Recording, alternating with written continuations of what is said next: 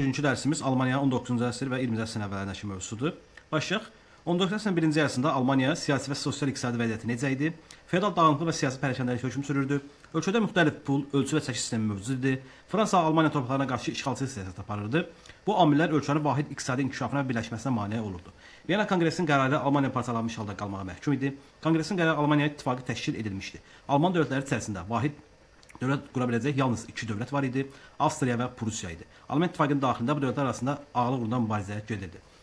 Almaniyanın şərqində Prussiya, əkinə yaralı torpaqların yarıdan çoxu feodalların və iri mülkədarların əlində cəmləşsə də tədricən varlı kəndlər də formalaşmağa başlamışdı. Kənd təsərrüfatında mülkədar torpaq sahibi qaldığı üçün kapitalizm yavaş inkişaf edirdi. Bəzi təsərrüfatlarda muzlar əməkçidən istifadə olunurdu. Emal müəssisələri qurulmuşdu. Fransa ilə sərhəddə olan Reyn boyu ərazilərdə feodal qaydaları ləğv edilmişdi.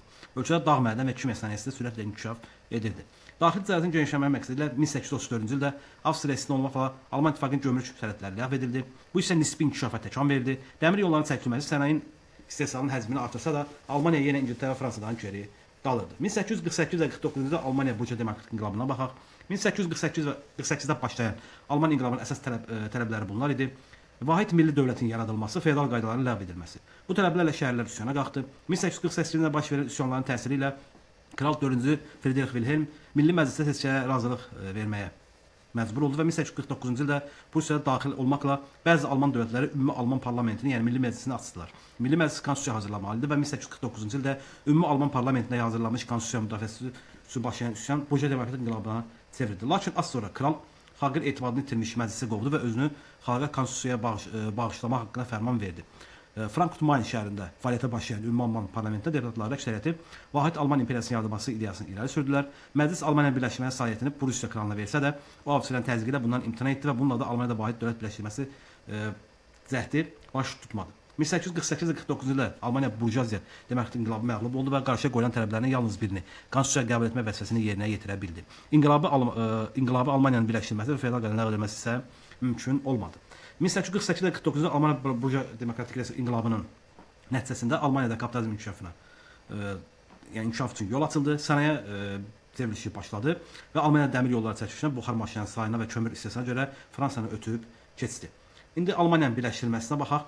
Parlamentdə monarxiya olan Prussiya 1861-ci ildə kral taxtına çıxan Wilhelmin iqtisadi və hərbi problemləri həll etmək istədiyini çəkdiyi üçün 1860-cı ildə Otto von Bismarckı, yəni birinci nazir, yəni kansler, hökumət başçısı təyin etdi. 1859-cu il və 62-ci ildə Rusiya səfiri olan Bismarck Rusiya diplomatiyasını məktəblərini və yaxından tanış olmuş və görkəmli natiq və diplomat Rusiyanın xarici işlər naziri Gorçakovun dərslərində iştirak etmiş və ondan dərs almışdır. Gorçakovun inamına qazanan Bismarck gündəlik diplomatik postda tanış olmaq imkanı da əldə etmiş və 1862-ci ildə Paris səfiri göndərilən Bismarck fransız diplomatiyasında bütün nailiyyətlərini öyrənmiş və bəhrələnmişdir.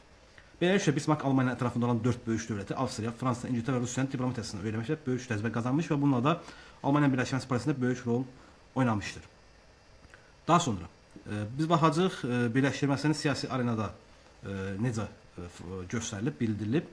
Bismarck Avstriyanın Almaniya siyasi arenasına kənarda çıxartmaqla Prussiyanın rəhbəri ilə Alman dövlətləri birliyi yaratmağa çalışırdı və məqsədlərini çatmaq üçün böyük dövlətlərin dəstəyini almağa, bu mümkün olmadıqsa isə onları bir tərəfli nail olmağa çalışırdı və 1960-cı ildə Bismarckın başçılığı güclü ordu quran Prussiya krallığı Almaniyanın birləşməyinə başladı. Danimarka ilə 1864-cü ildə müharibə baş verdi və Danimarka məğlub oldu. Əksər ərazisi Almanların imperatorluğunun əraziləri geri alındı. Həmin ildə Prussiya və Danimarka Avstriya arasında Viyana müqaviləsi imzalandı. Müqavilənin şərtlərinə görə Danimarka Şlezvig və Holşteyni Prussiya və Avstriya verməyə razı oldu. Ancaq aşağıdakı amillər az sonra Prussiya və Avstriya arasında müharibəyə səbəb olacaqdı. Şlezvig və Holşteyn ərazilərini idarə etməsi üstündə narazılıq və Alman İttifaqı daxilində Prussiyanın nüfuzunun artması buna səbəb olacaqdı və 1866-cı ildə ikinci böyük əngəl olan Avstriya ilə müharibə başladı.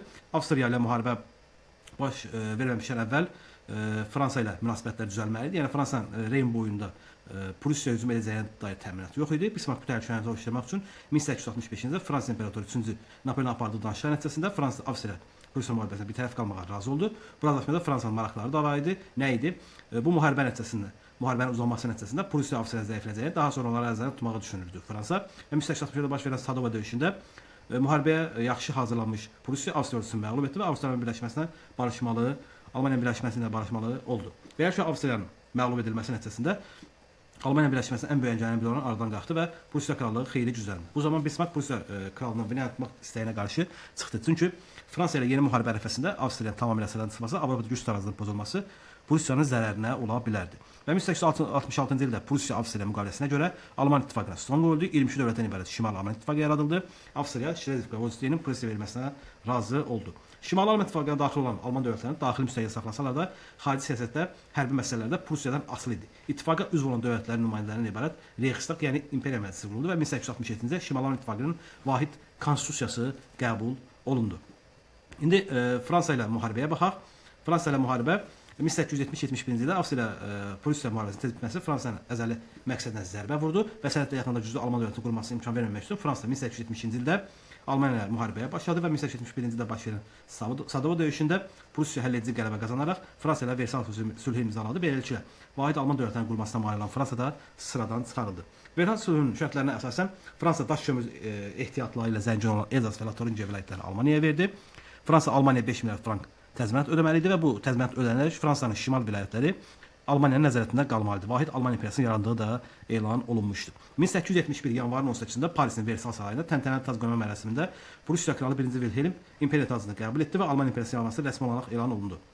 Az sonra ümumi Alman konstitusiyası qəbul olundu. Beləliklə, Almaniyanın birləşməsi prosesi Almaniyanın birləşdirilməsi ilə vahid daxili bazar təşəkkül tapdı. Vahid Alman imperiyası Alman ittifaqında olan dövlətlərin birləşməsi ilə yarandı və imperiyanı imperator idarə edirdi. İndi ittifaqlara baxaq, 1815-ci ildə Viyana Konqresinin qərarı ilə Alman ittifaqı yaradıldı. 1866-cı ildə Avstriya məğlub edilməsi ilə Şimali Alman ittifaqı yaradıldı və 1871-ci ildə Fransa məğlub edilməsi ilə vahid Alman dövləti yaradıldı. İndi 19-cu əsrin sonu və 20-ci əsrlərdə Almaniya iqtisadi inkişafına diqqət yetirək.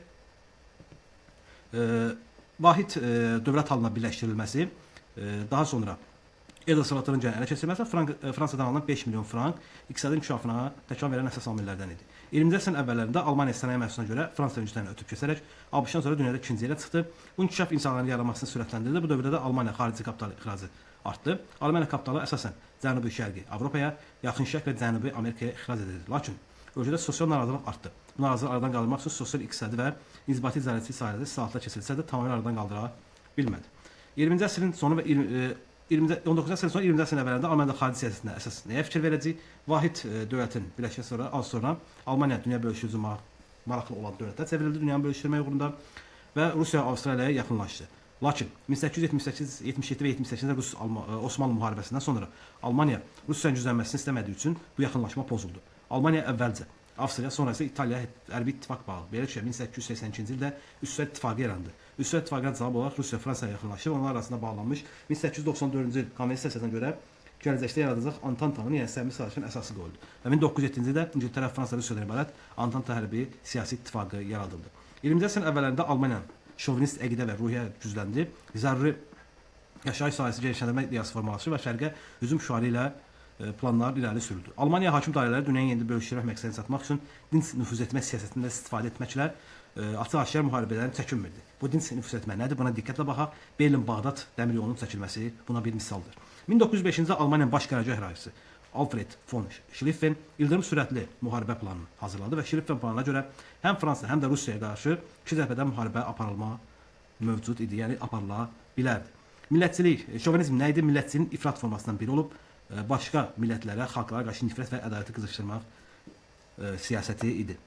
İndi diqqətlə xəritələrə baxaq. Bu xəritədə əsasən Alman dövlətləri göstərilib, Prussiya krallığı və ətrafında olan Alman dövlətləri. Daha sonra burada aparılan müharibələrdir.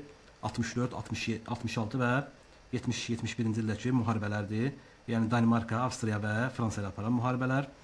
Bu Fransa ilə Prussiya arasından döyüşün istiqamətləri də hansı ərazilərdə baş verib.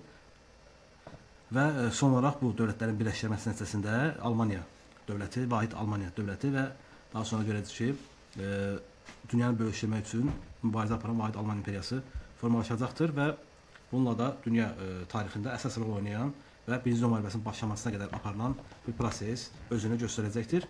Ümidvaram fayda olar bu video sizin üçün. Oldu, çox sağ olun.